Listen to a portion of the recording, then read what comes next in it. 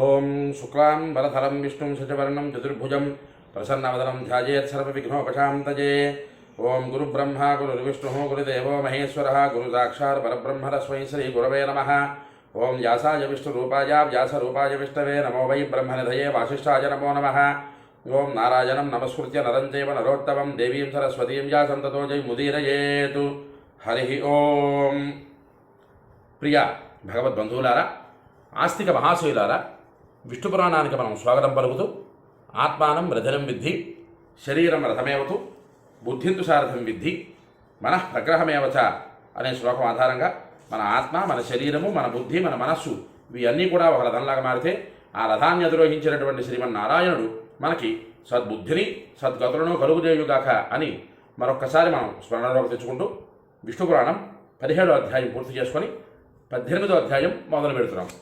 అయితే ఈ 17వ అధ్యాయంలో ప్రహ్లాదుని తన బుద్ధి మార్పించడానికి ఎన్నో విధాలుగా హిరణ్యకశిపుడు ప్రయత్నం చేసినా సరే బుద్ధి మారలేదు. భగవంతుడి పట్ల ఉండేటటువంటి నిశ్చలమైనటువంటి మనస్సు కలిగినటువంటి ప్రహ్లాదునికి, అటువంటి ప్రహ్లాదుడు గురుకుల వాసం చేస్తూ అక్కడ ఉండేటటువంటి గురుకుల వాసంలో గురువు గారు పాఠం అయిన తర్వాత మిగతా ఇతరత్రా శిష్యులందరికీ కూడా ఈ ప్రహ్లాదుడు చక్కనైనటువంటి హితబోధ చేస్తూ విష్ణు పదప్రాప్తిని పొందాలి, పునర్జన్మ రాహిత్యమైనటువంటి కైవల్యాన్ని పొందాలి అనే మార్గోపదేశాన్ని చేసేటటువంటి ఘట్టంగా ఆ ప్రహ్లాదుని ప్రారంభం చేస్తూ కిందటి వీడియోలో ఆఖరి శ్లోకం చెప్పుకున్నాం.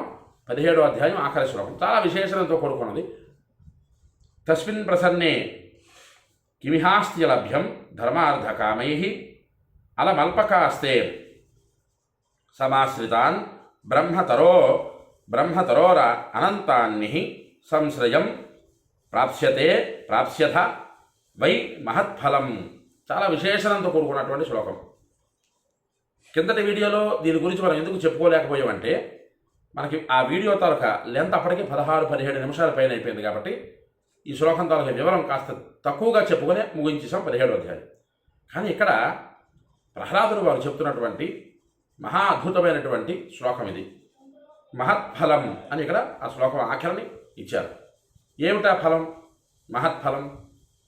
విష్ణు పురాణాన్ని ఎవరు విని జీవితానికి అన్వయం చేసుకుంటారో, విష్ణు పురాణంలో ఉండేటటువంటి భక్తిని ఎవరైతే గంభీరంగా పట్టుకొని భగవంతుని పాదపద్మముల వద్ద నిశ్చలమైనటువంటి మనస్సును నిలుపుతారో అటువంటి వారికి మహా అద్భుతమైనటువంటి ఫలితాన్ని ఇస్తుంది ఈ పురాణము అని మనం అన్వయం చేసుకుంటూ. కానీ ఇక్కడ ప్రహ్లాదుడు చెప్పినటువంటి శ్లోకం తాలూకు అర్థం ఏమిటయ్యా అంటే, ఆ విష్ణువు ప్రసన్నుడైతే తస్మిన్ ప్రసన్నే కిమిహాస్య లభ్యం, విష్ణువే ప్రసన్నుడైతే మనకి లభించనిది ఏమిటున్నది, లభ్యము కానిది ఏమిటున్నది?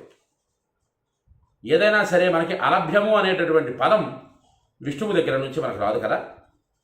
ధర్మబద్ధమైనటువంటి చట్టంలో నిలబడినటువంటి మానవుడు కోరిక భగవంతుడు తప్పనిసరిగా ఖచ్చితంగా నెరవేరి తీరుస్తాడు. అలభ్యం అన్నది ఏమున్నది అని ప్రహ్లాదుని వారు చెబుతూ, ధర్మార్థ కామ్యములన్నవి అల్ప సుఖాలు, మిక్కిలి అల్ప ప్రయోజనాన్ని ఇస్తాయి. కనుక శైశవేభ్యస్త విద్యానాం యవ్వనే విషయేషిణాం వార్ధకే మునివృత్తియాం యోగీనాంతే తనుత్యజాం. చిన్న వయస్సులో విద్యాభ్యాసం చేయాలి, యుక్త వయస్సు వచ్చేసరికి సమస్తములైనటువంటి ధర్మ అర్థ కామ్యములను అనుభవించాలి, ముసలితనం వచ్చేసరికి మునివృత్తిని ఆచరించాలి, అంత్యమందు దేహాన్ని విడిచిపెట్టగలిగేటటువంటి పరిస్థితిని ఈ దేహి ఆపాదించుకోవాలి. ధర్మార్థ కామ్యములు అల్పమైనటువంటి సంతోషాలను ఇస్తాయి, అల్ప ప్రయోజనాలు. అవి ఎంతవరకు అనుభవించాలో అంతవరకు మాత్రమే అనుభవించి అక్కడితో వాటిని ఆపేసి అనంతమైనటువంటి బ్రహ్మవృక్షాన్ని ఆశ్రయించండి. అనంతమైనటువంటి బ్రహ్మవృక్షము, అంతమైనది కాదు, అనంతము, సర్వకాలముల యందు ఉండేటటువంటి పరమ పదార్థము విష్ణు పదార్థము. ఆ పదార్థాన్ని, బ్రహ్మ పదార్థాన్ని పొందండి. అలాగే నిస్సంశయంగా మోక్షరూపమైనటువంటి ఫలాన్ని, మహాఫలాన్ని అందరూ కూడా అనుభవించండి. మహాఫలం మోక్షరూపం అంటే మరలా జన్మించేటటువంటి అవకాశం లేనటువంటి, పునర్జన్మరాహిత్యమైనటువంటి ముక్తిని కైవల్యాన్ని ఆ విష్ణుమూర్తి ఇస్తారు. ఆయన ద్వారా మనం ఆ ముక్తిని మోక్షాన్ని పొందుదాము అని ప్రహ్లాదుల వారు హితబోధ చేశారు అక్కడ ఉండేటటువంటి గురుకులవాసంలో ఉండేటటువంటి దైత్యులందరికీ కూడా. ఇక్కడ 18వ అధ్యాయానికి వచ్చేసరికి రాక్షసత్వము, పైశాచికత్వము, ఇక్కడ వారు ఎలాంటి ఉపాధిలో ఉన్నా, ఎలాంటి స్థానంలో ఉన్నా ఈ రెండింటి పదాలకి ఇక్కడ ప్రత్యక్షంగా నిరూపణ అవుతుంది ఈ అధ్యాయంలో. ప్రహ్లాదుడు ఎంత చెప్పినా సరే, ఏమి చెప్పినా సరే తమ తాలూకా మాట నెగ్గనివ్వటం లేదని హిరణ్యకశిపుడి తాలూకా రాక్షసత్వము ఎంత ఘోరమైనటువంటి పనికి ఇక్కడ పూనుకున్నదో ఈ అధ్యాయంలో మనకు తెలుస్తుంది. ఏమిటి ఆ పని? తర్వాత ఉపాధి పొందినటువంటి రాక్షసుడి తాలూకా ఉపాధి పొందినటువంటి హిరణ్యకశిపుడి తాలూకా విధానం వేరు. కానీ ఇంకొంతమంది రాజాజ్ఞకు బుద్ధులై ప్రహ్లాదుని చంపివేయాలని వారు చేసినటువంటి అకృత్యం ఒకటి. కానీ వారి ఉపాధి కదా, ఆ ఉపాధి ఏమిటి, వారు ఏమిటి చేశారు, దానికి తగినటువంటి ఫలాన్ని వాళ్ళు ఎలాంటి ఫలితాలను అనుభవించారు, దాని నుంచి ప్రహ్లాదుడు వారిని ఎలా రక్షించాడు అన్నదే ఈ 18వ అధ్యాయంలో ఇంచుమించుగా ఉంటుంది. ఈ 18వ అధ్యాయాన్ని పరాశరుడు వారు ప్రారంభం చేస్తూ శ్లోకం ఒకటి పరాశరుడు వారు ఇక్కడ ఉటంకించారు. 18వ అధ్యాయం ప్రారంభం చేస్తూ తస్యైవం దానవాచ్చేష్టాం దృష్ట్వా దైత్య పతేర్భయాత్ ఆచచక్షు సహోవాచ సచోవాచ సూదానాహూయ సత్వరః. ఇక్కడ ప్రహ్లాదుడు వారికి క్షమించాలి, పరాశరుడు వారు అధ్యాయాన్ని ప్రారంభం చేస్తూ ప్రహ్లాదుడు చేసినటువంటి చేష్టితముల గురించి, ఆయన చెప్పినటువంటి మాటలు విన్నటువంటి దైత్యులందరూ కూడా, గురుకులవాసం చేసేటటువంటి దానవులందరూ కూడా ఆశ్చర్యానికి గురైనారు. దైత్య చక్రవర్తి సార్వభౌముడైనటువంటి ఆయన కడుపున వీడు పుట్టడం ఏమిటి, వీడు ఈ మార్గాన్ని ఎంచుకోవడం ఏమిటి అని వారందరూ కూడా భయభ్రాంతులకు గురయ్యారు. ఎందుకు? రాజు అయినటువంటి హిరణ్యకశిపుడు ప్రహ్లాదుడు చెప్పినటువంటి మార్గంలోకి ఎప్పుడైతే మనం నడుస్తామో అప్పుడు మనల్ని శిక్షిస్తాడు అనేటటువంటి భయంతో ఈ దానవులందరూ కూడా, గురుకులవాసం చేసినటువంటి దానవులందరూ కూడా ఆ ప్రహ్లాదుడి తాలూకా వృత్తాంతాన్ని దైత్య విభూమునకు భయపడి ఆయనకు నివేదించారు.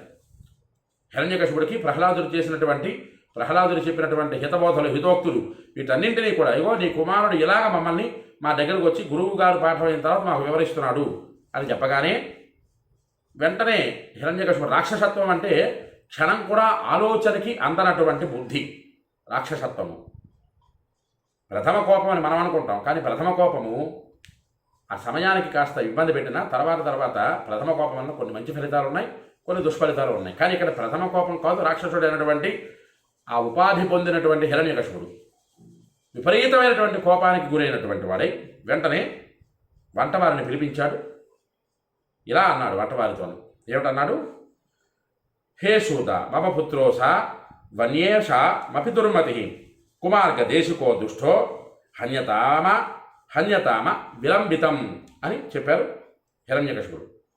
ఓ వంటవారులారా, పచన కారకులారా, వీడు దుర్మతి, వీడికి ఉండేటటువంటి దుర్బుద్ధి వీడితోనే ఆగకుండా ఉండేటటువంటి వారందరికీ అంటిస్తున్నాడు. ఇది ఒక వైరస్ లాగా సోకిస్తున్నాడు.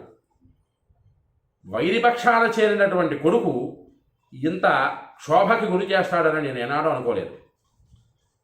వైరిపక్షానికి చేరినటువంటి కొడుకు వాడి పట్టుకు వాడు ఉండకుండా వాడికి ఉండేటటువంటి ఈ కుబుద్ధి ఏదైతే ఉందో ఆ కుబుద్ధి కుమార్గము అని చెబుతున్నారు ఇక్కడ హిరణ్యకశిపుడు. కుమార్గం పనికిమాలినటువంటి మార్గం, ఆ మార్గాన్ని వాడు నడవకుండా ఉన్నవారికి కూడా నడవాలి అని చెబుతున్నాడు.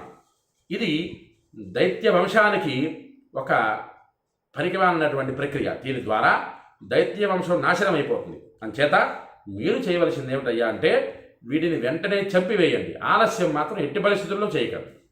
ఇక్కడ రాక్షసత్వానికి కనిపిస్తున్నారు కదా ఇక్కడ హిరణ్యకశిపుడులోని ప్రహ్లాదుడు చెప్పినటువంటి మార్గం సరే. ఇక్కడ ఆయనకి నచ్చకపోయింది సరి కదా.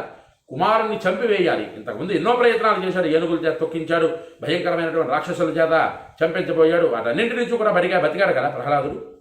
అయినా ఇప్పటికింకా ఇంకిత జ్ఞానం కలగలేదు ఈ హిరణ్యకశిపుడికి. ఎట్టి పరిస్థితుల్లో కూడా ఇతన్ని చంపివేయండి అని చెబుతూ హాలాహల విషం తస్య సర్వభక్షేషు ధీయతాన్ అవిజ్ఞాత అవిజ్ఞాతామసౌపాహో మసౌపాపో హన్యతాం మా విచార్యతాం.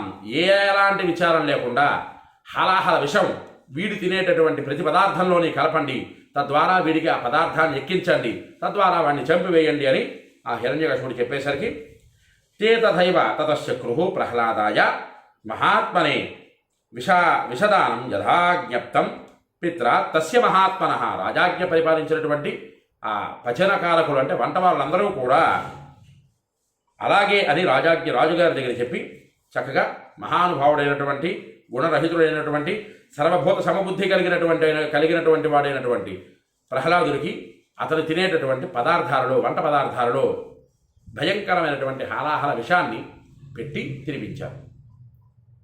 తినిపించేసరికి ఇక్కడ మనం తెలుసుకోవలసినటువంటి పరమాద్భుతమైనటువంటి వివరం ఒకటి.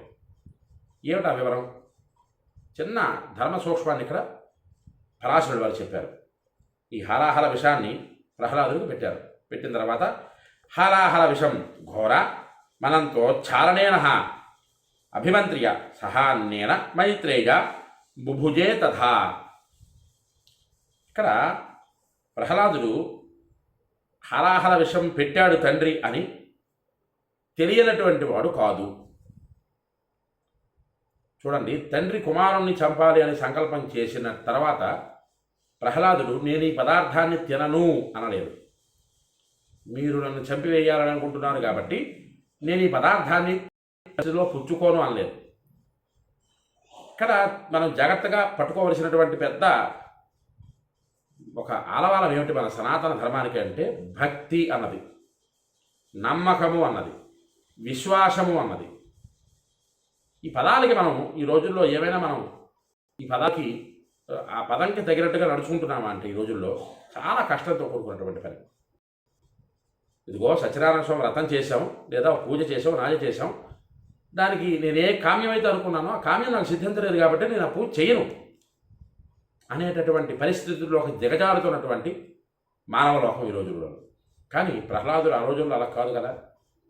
విశ్వాసము, నమ్మకము, భక్తి ఈ మూడింటికి కూడా ఒక మార్గము ప్రహ్లాదుడు. ఆయన చెప్పినటువంటిది, ఆయన చేసినటువంటిది ఏమిటి? తండ్రి హాలాహల విషం నేను తినేటటువంటి భోజన పదార్థాలలో కలిపాడు అని ఆ భోజన పదార్థాన్నింటినీ కూడా చూస్తూ అనంతుని యొక్క నామాన్ని స్మరించాడు. అనంతుడి యొక్క నామాన్ని స్మరించాడు. ఆ నామాన్ని స్మరించి ఉచ్చరించి హాలాహల విషాన్ని అభిమంత్రించి అన్నంతో సహా పుచ్చుకున్నాడు. పుచ్చుకోవడమే కాదు, అరిగించుకున్నాడు. ఇంత హాలాహల విషము కూడా చిన్న బాలుడైనటువంటి ప్రహ్లాదుడి తాలూక భక్తికి లొంగి ఆహారంతో పాటుగా కడుపులో జీర్ణమై హాలాహల విషము.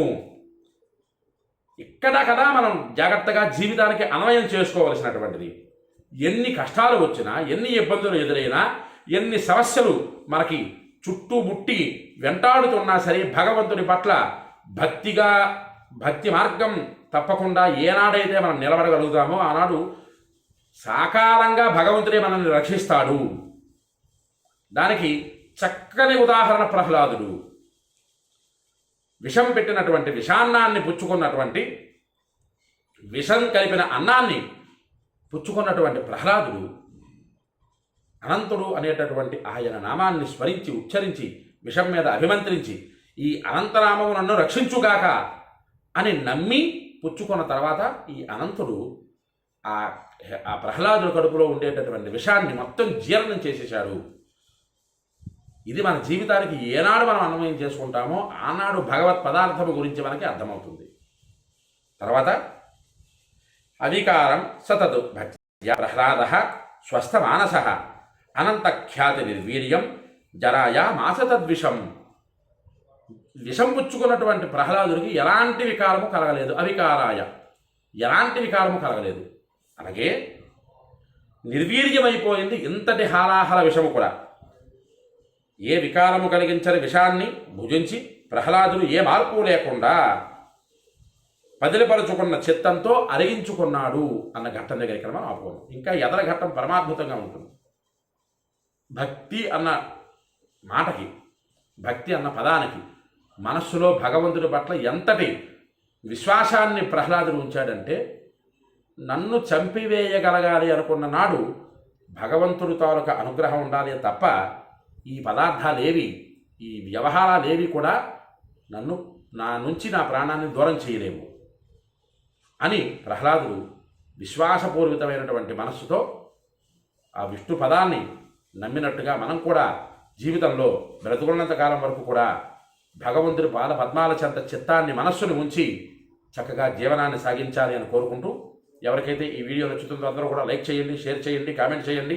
అలాగే ఈ యూట్యూబ్ ఛానల్ని సబ్స్క్రైబ్ చేసుకొని ఆదరిస్తారని, ఈ విష్ణు పురాణాన్ని మీరు విని తరిస్తారని, 10 మంది చేత తరింపజేస్తారని మరి ఆశిస్తూ హరి ఓం స్వస్తి.